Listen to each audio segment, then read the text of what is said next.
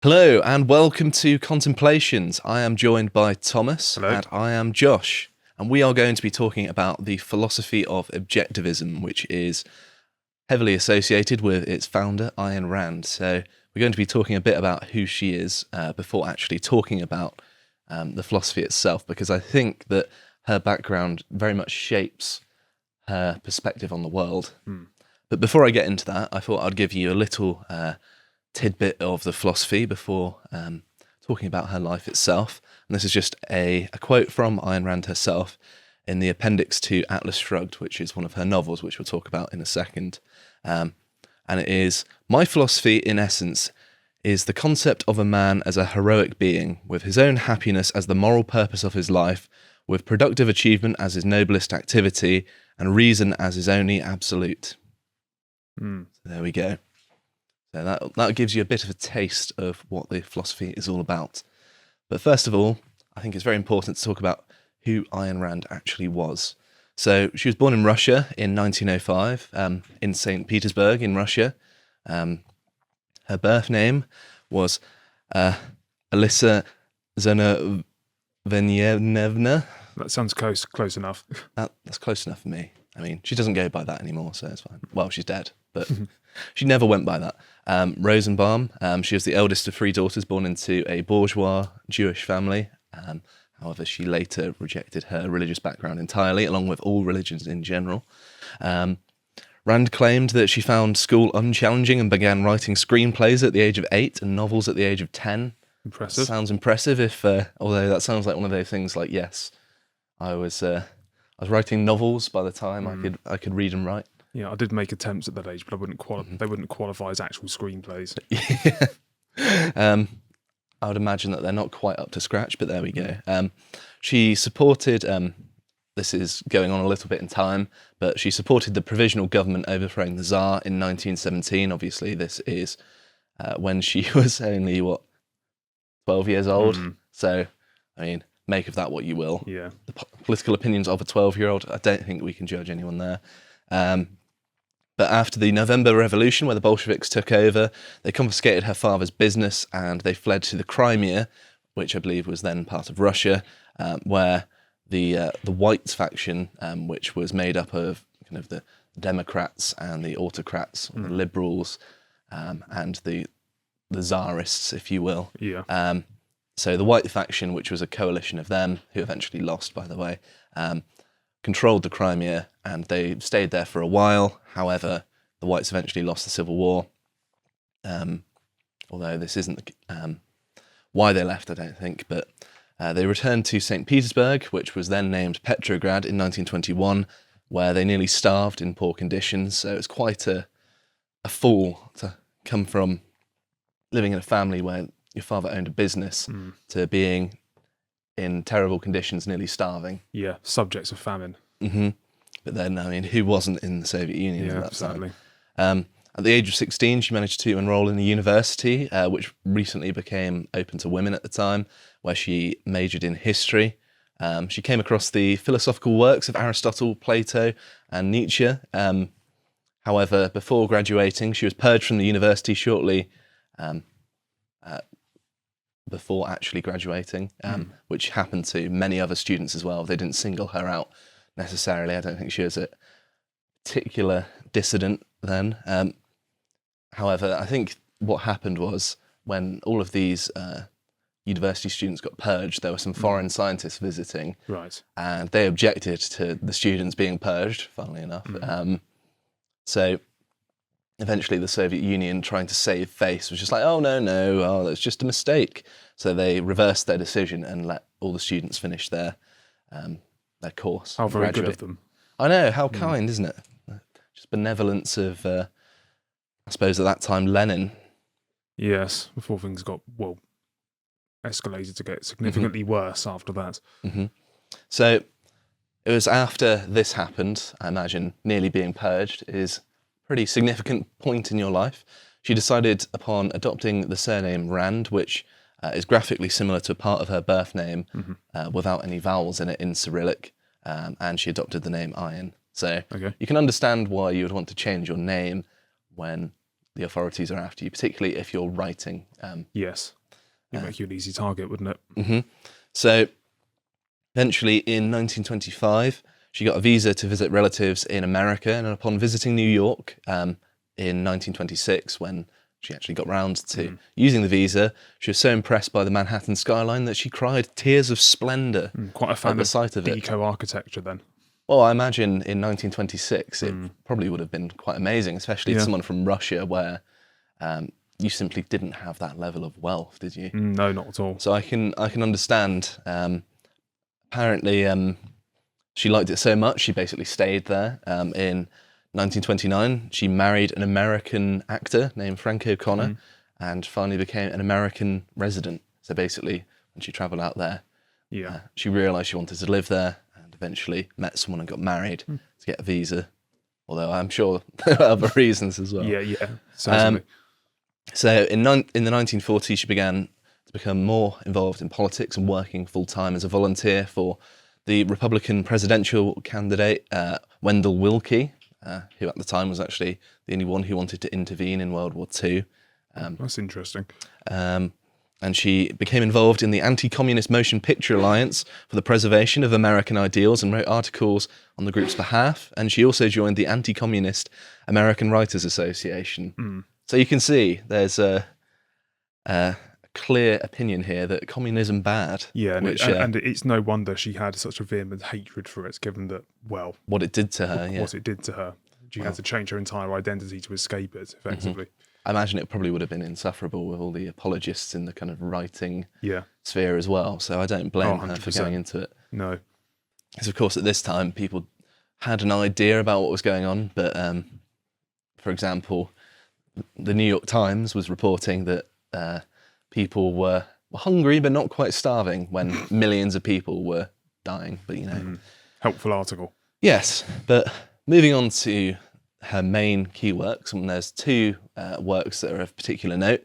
The first of which of note is her 1943 novel, The Fountainhead, which was her first major success. And to demonstrate how successful it was, although it was released in 1943, by 1949 it was being turned into a film, which, surprisingly enough, followed the novel with few alterations. However, she described disliking the film from beginning to end. Both the acting and the editing, apparently. The husband didn't act in it, did he? I don't think so. She's a big fan of merit, so I imagine he wasn't. No, that would be consistent with her worldview, I suppose. So the novel itself, I'm not going to go into this one into much detail because it's also one that I believe people it's on the syllabus in schools, at least in the United States and sometimes in the UK, although I've actually never read the books themselves. I've had to look at the philosophy secondhand, but that's worth bearing in mind, I suppose, when I'm talking about it. However, the books are massive and I simply don't have the time. Literally thousands of pages, and to be honest, most people probably never get the time to read the whole thing. I'll get around to it eventually. But, I've picked up enough over the years from people, and I've also actually looked at the philosophy in great detail, so I feel like I understand it.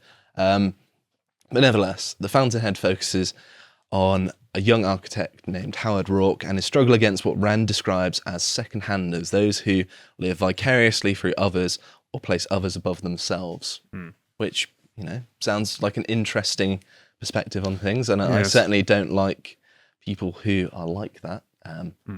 And I like the fact that she's trying to combat this thing which is seen as quite positive in many Western societies, living through others or placing others above yourself.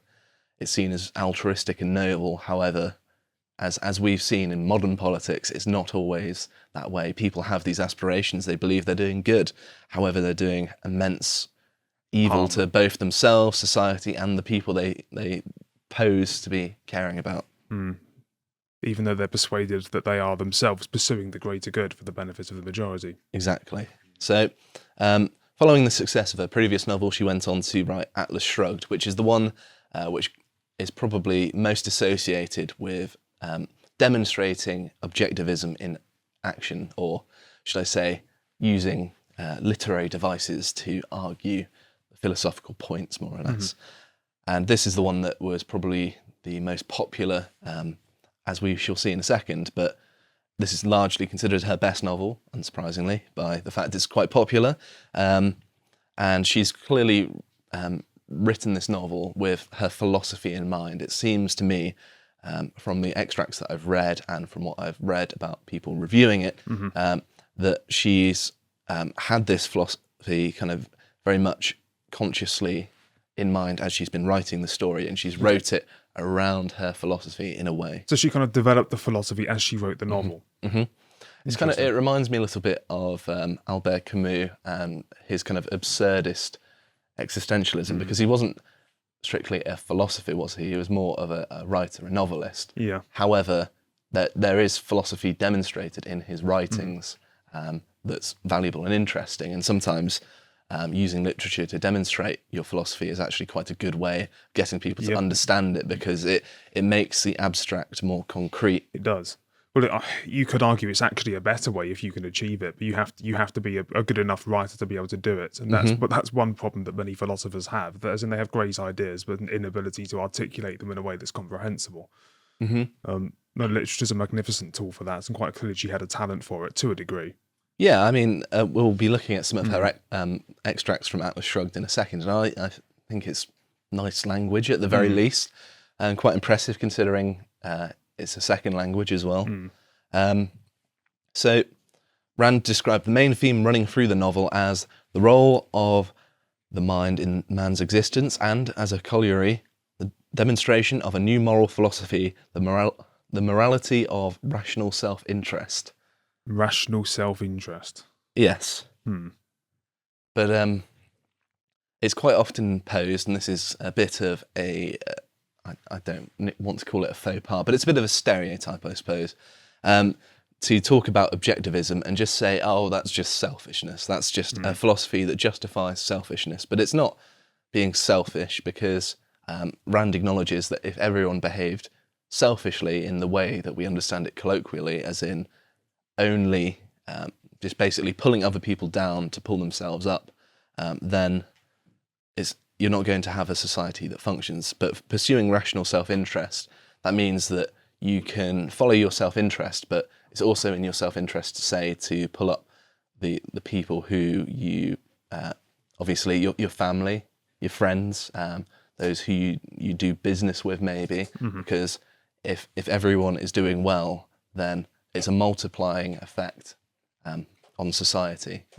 And this is something that you even get Jordan Peterson talking about. People who improve themselves are the best for the people around them. So this is almost allegorical to this kind of philosophy where this self-reflection, self-improvement, this is very much egoistic, isn't it? It's focused on the self, and yet it has a benefit to people around them. Yeah, that there is like a transformative interdependence, you could say, as in an acknowledgement that we're all entering the arena out of self-interest, but we nonetheless understand that the meeting of our own needs depends on us actually being a benefit to the people around us, and that in turn increases the value that other people see in us, and you actually get some positive loop going. If you take the example of, say, it might be... say, to take a really extreme example, you could say, okay, well, it's this murderer wants to selfishly kill people.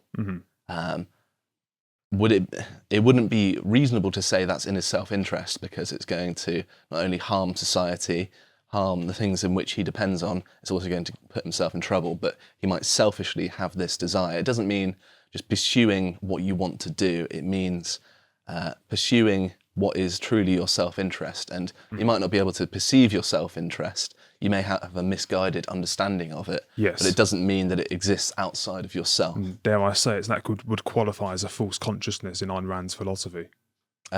Seems so. To think that making an enterprise out of murder is in your own self-interest and the interest of others. Yeah, and we'll see later on when we apply her philosophy to politics that she wasn't against, punishing people for committing crimes, wasn't against that sort of thing. Law and order, is something that wasn't really up for debate then, to be honest. So to move on, to talk a little bit about the content of the novel itself. Like many Russian novelists, she used long speeches to communicate her philosophy, which is kind of in the vein of Dostoevsky, who she recognised as a great psychologist and writer. Oh, definitely. I can't say I've actually read any of his work, but I've only read Crime and Punishment. It's brilliant. I'd really recommend it.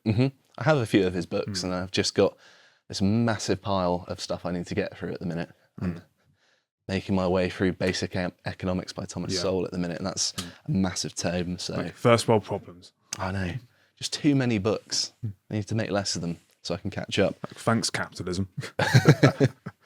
So the novel itself, Atlas Shrugged, is based on a dystopian United States in which the most creative industrialists, scientists and artists respond to a welfare state government by going on strike and retreating to a hidden valley where they build an independent free economy.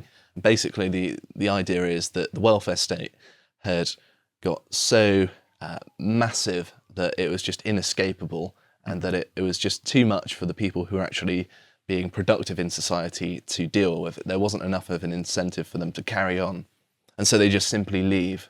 Sounds strangely familiar. It does, yeah. This is part of the reason why I thought it'd be interesting to talk about it, other than the fact that I've been asked to cover this quite a few times.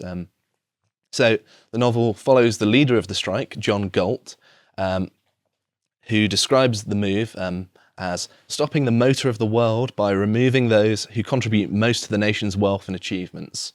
And it's interesting here that she picks out industrialists, scientists and artists in particular. Yeah. So not politicians, for a start. She doesn't even necessarily specify philosophers, which is interesting. Yes, very. Not even academics, just artists, industrialists and scientists. I'm most surprised by the inclusion of artists. But she didn't deny that. We'll get onto the aesthetics, but she didn't deny that there was value in art. She saw it as, she actually has a very similar view of art that I do. And I think it's actually one of the areas where objectivism is most palatable to the average person. Perhaps misrepresented on this subject then. Yeah, it's not akin to, say, communist or Soviet ideology where it fetishizes industry above all else. Yeah. She recognizes that for a human being to become well-rounded, I suppose, you need knowledge of the world, like facts, but you also need reasons to acquire it through the arts. You need motivation, sources of inspiration, and exactly. And you can't get that from a material understanding of the world strictly. And in the novel, eventually, when these people set up their own parallel society away from the United States, the America that they left eventually collapses, and all the productive people go back, take it over, they live happily ever after. No. Lovely.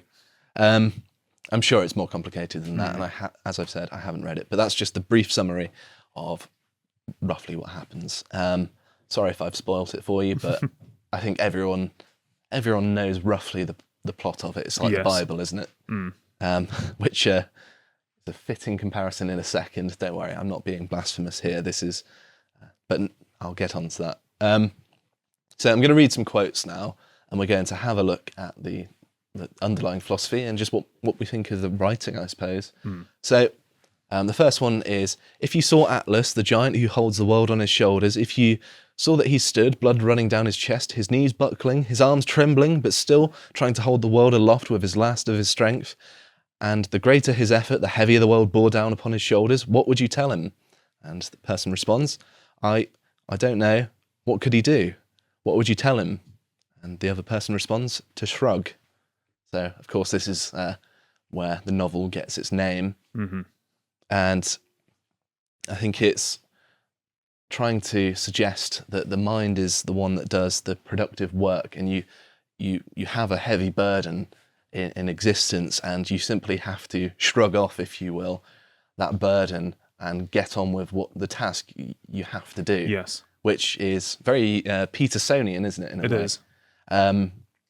And I think it's also a very valuable moral lesson that I think many people could benefit from. And I think the resurgence of that being one of Peterson's main kind of mimetic phrases, if you will, is no coincidence. And I think that the fact that people haven't recognised this value in objectivism is something that it kind of gives that a little bit of a boost, if you will. To watch the full video, please become a premium member at lotuseaters.com.